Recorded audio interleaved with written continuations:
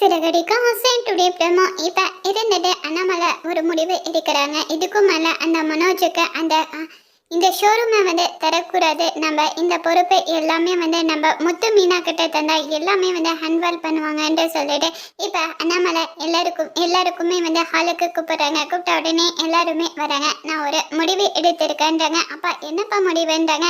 ஆனால் நான் முடிவு எடுத்திருக்கிறது யாரும் தடுக்கக்கூடாது. இனிமேல் நான் அந்த ஷோரூம் பொறுப்பு எல்லாமே உங்ககிட்ட ஒப்படைக்கிற முத்துன்ட்டு சொல்லிட்டு அந்த பத்திரத்தை எடுத்துட்டு இப்போ முத்து கிட்ட எல்லாமே ஹேண்ட்வால் பண்ணுறாங்க. என்ன பண்ணுறீங்க? ஆமாப்பா, நான் உங்ககிட்ட தான் தரேன். ஏன்னா கண்டிப்பாக நீ பொறுப்பாக இது எல்லாமே ஒரு பிரச்சனை இல்லாமல் நீ நடத்துவேன்ட்டு எனக்கு ஒரு நம்பிக்கை இருக்குது. இந்த பண்ணுற சொல்லிட்டு சொல்கிறாங்க. இப்போ இருந்துட்டு அப்பா நான்லாம் எப்படிப்பா சவாரி விட்டுட்டு இது எப்படிப்பா நடத்துவேன்றாங்க. அதனால் நான் ஒரு ஸ்ருதிக்கு நம்ம மனோஜுக்கும் ஸ்ருதிக்கும் தரலான்றாங்க.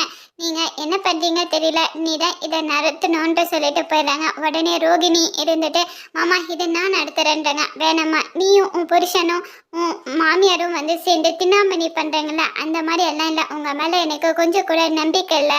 இன்னைக்கு நீங்கள் இந்த மாதிரி வீட்டில் தான் நான் நடு ரோட்டில் நின்றுட்டு இருக்கேன். இனிமேல் என்னோட வாழ்க்கையில் தலையிடாதீங்க. நான் எடுத்த முடிவு என்றைக்குமே மாற்றிக்க மாட்டேன்ட்டு சொல்லிட்டு அண்ணாமலை அந்த பொறுப்பை முத்துக்கிட்ட தந்துட்டு அங்கேருந்து கிளம்பி போகிறாங்க.